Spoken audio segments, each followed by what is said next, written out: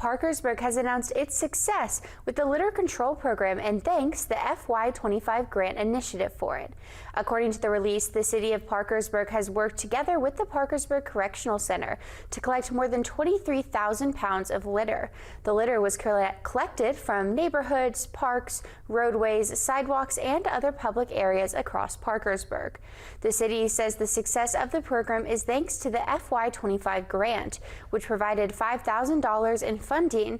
Part of that is from the West Virginia Department of Environmental Protection. The City of Parkersburg matched that funding with an additional $5,000.